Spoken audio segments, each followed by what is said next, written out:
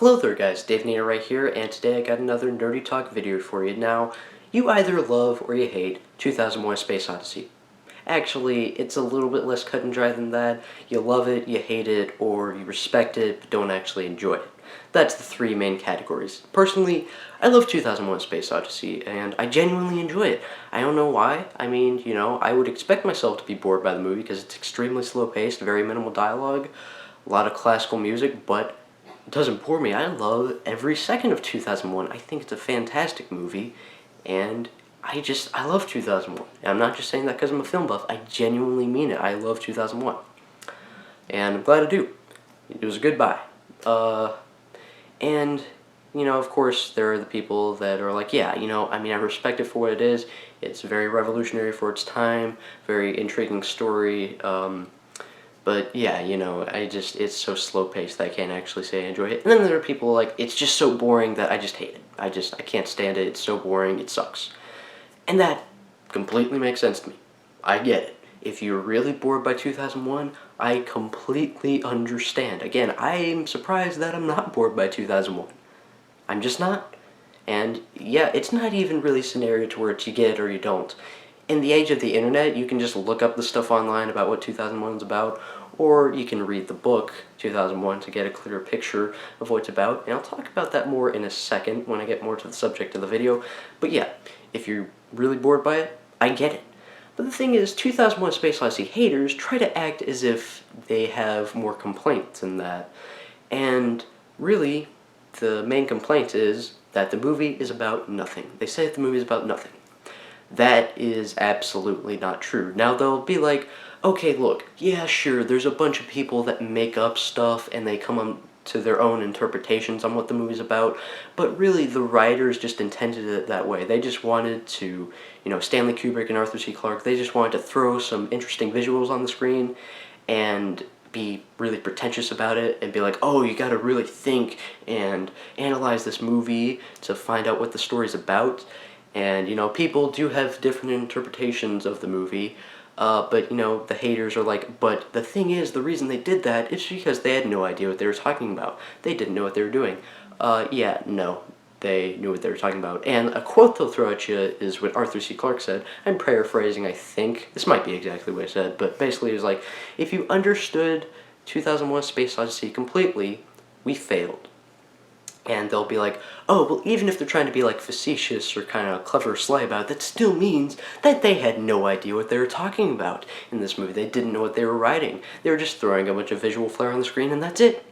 That's it. Just a bunch of colors and some nice ships and, a fetus, and they want you to think that it means something, but it doesn't actually mean something, and now everyone has been tricked for 50 years that it means something. Not 50 years, more like 45. Actually, no. Very close to 50 years, that's right. Anyways, and so yeah, everyone's just tricked into thinking that's great because they've thought about it a lot and they've come to their interpretations.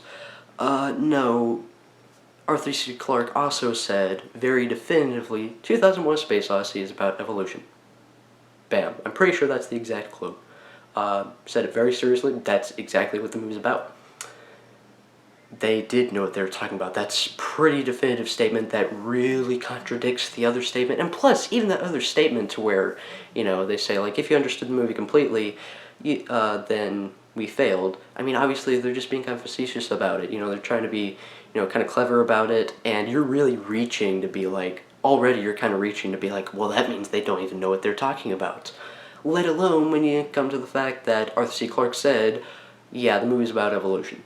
Bam, period at the end of the sentence, there you go. Not to mention the fact that the book was written at the same time. They borrowed ideas from each other. The book and the movie were being written at the same time and created at the same time. And of course, in the movie, you have show, don't tell. But in the book, of course, you have to tell it because it's a book. And everything is explained very clearly.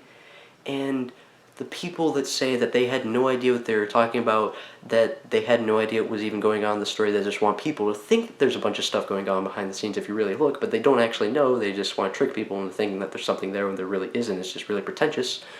No, the book is very definitive.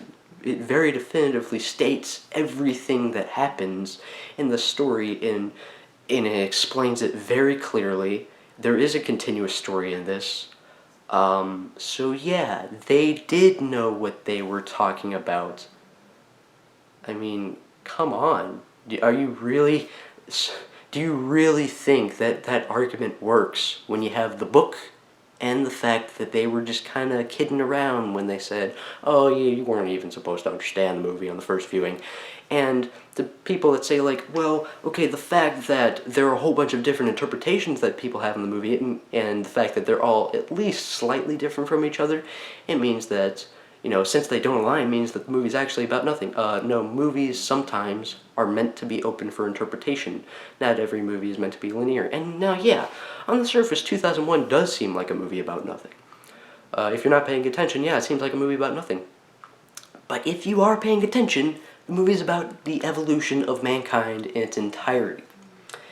And, I mean, whether you believe in evolution or not, it's still a fantastic story, very interesting. It's just brilliantly told, and it's the epitome of show, don't tell. That is, I think, why I mainly love 2001. Yes, it's all visuals mainly and very little dialogue. That's why I love it. It's showing you the story. It's not telling you with expositional dialogue. Just pay attention, and yes, some things are meant to be open for your interpretation. That's a lot of movies. That's how it works. And plus, they did know what they were talking about. If you want to know what's going on with 2001, read the book. It very definitively explains everything. So really, my whole point in saying this is, if you think 2001 is boring, I understand. If you hate 2001, I get it. But don't act like you have more to say other than that, oh, the movie's boring, because that's really the only complaint that you can level against the movie. You can either say the movie's boring, or you can say the movie's about nothing. And I pretty much just explained why that's a stupid complaint, and it has no bearing, and it's stupid. It's pretty transparent. It's a bad argument to make for why 2001 is a terrible movie and how everyone's been tricked into thinking that's great all these years. But anyway, guys, I hope you enjoyed this video. If you liked it, please rate and comment and subscribe. And if you want to, you can also share. And again, just thank you for watching the video. Goodbye.